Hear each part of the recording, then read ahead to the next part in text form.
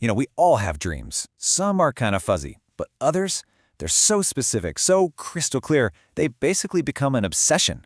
Today, we are diving deep into one of those obsessions, a car that was dreamed up in high school, hunted down for a decade, and then had to be completely rebuilt from the ground up. This is that story. See what I mean? That is not just some casual, "I'd like a cool car someday." Nope, that's a mission statement. Those are the exact words of Connor Murphy, who, as a teenager, basically drew up the blueprint for his perfect car. Every single one of those details had a reason. So how does a simple wish turn into a decade-long quest? It's a great question, right? For a lot of people, it might be a poster they had on their wall as a kid. For others, it's a memory, a feeling. For Connor, though, it was this perfect storm of family, nostalgia, and honestly, a little bit of defiance. Okay, so where does a dream this specific even come from? Let's wind the clock back and see exactly how the seeds for this whole thing were planted. Connor's love for cars was, well, it was practically in his DNA. I mean, his dad used to race remote control cars. His uncle was a die-hard Nissan guy who would drag him to car shows every single Sunday. Even his mom had a Toyota Supra at one point. It's safe to say cars were just in his blood from day one. So you can kind of see how this all starts snowball, right? It began in childhood, but there were two moments that really locked it in. First, he's playing the video game Gran Turismo, and his uncle's always telling him, pick a Nissan, pick a Nissan.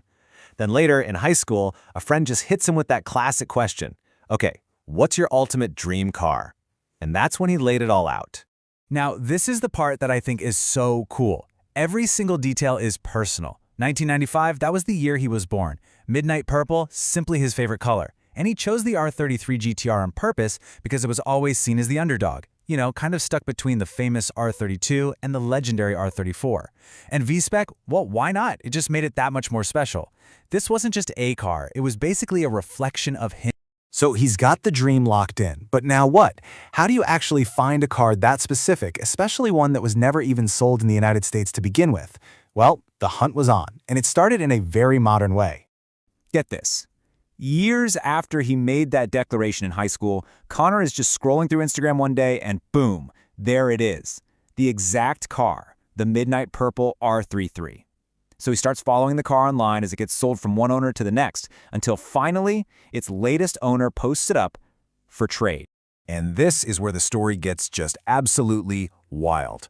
At the time, Connor had this beautiful, super clean 1994 R32 GTR. He reached out and offered a straight trade for the R33. And you're not going to believe it, but the owner said yes. He shipped his car all the way from Florida to California, and in return, the exact car he had been obsessed with for a decade was finally heading his way. I mean, you can just feel the pure shock and excitement in his own words. It wasn't just an R33, it was the R33. The one he saw on Instagram, the one he had built in his head all those years ago. The dream had actually, finally become reality. But, as anyone who's ever owned a classic or an imported car, or really any old car knows, getting the keys is just the beginning of the story. The dream pretty quickly ran headfirst into the harsh and very expensive reality of owning a nearly 30-year-old Japanese legend. And here it is, the major plot twist, the gut punch. Not long after finally getting his dream car home, the engine let go, blew up. A totally catastrophic failure that could have ended the entire dream right then and there. Suddenly, he's faced with this massive, massive challenge. Look, any GTR owner will tell you this just comes with the territory. It is a serious commitment.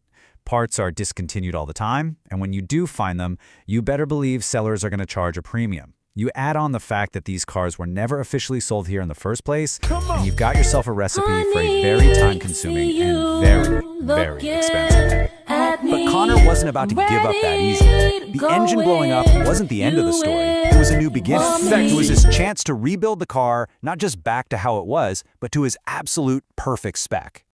Now this is where the story gets really, really smart. Instead of just chasing some crazy horsepower number by slapping a giant single turbo on it, Connor wanted something different. He wanted to keep the soul of the car, to create a responsive build that felt like a natural evolution of the original, not a total reinvention. And you can see that whole philosophy right here. The engine was built tough for reliability. He chose twin Garrett turbos specifically to keep that smooth, stock-like power delivery. And then on the outside, he used period-correct Nismo parts and those iconic Nismo wheels to really nail that authentic 90s vision. Every single part had a purpose. A project this complicated, it's nothing without an expert you can truly trust. After getting burned by a previous shop, Connor found Roberto at RAV Performance, and he credits him with single-handedly saving the entire project. Finding the right builder is it's everything. And the result of all that careful planning, all that work? 622 horsepower. Yeah, it's a huge number, but it's a number he got by focusing on drivability and response, not just putting on a show for the dyno. That's the dream, fully realized and more powerful than he ever imagined. Okay, so the car is built. The dream is real. What's next? Well, for Connor, owning this car isn't about locking it away in some garage. It's about sharing it.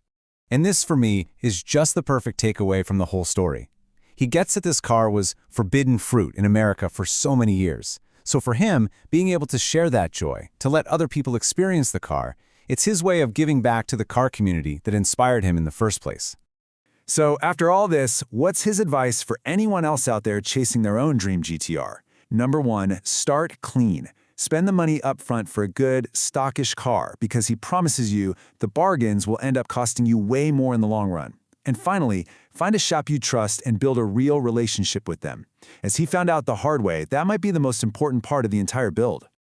You know, Connor's story is about a very specific Nissan, but that passion, that's universal. It really makes you stop and think, what's that one car for you? Not just a car you think is cool, but the one that has a real story behind it. So, what's your dream car? And maybe more importantly, why?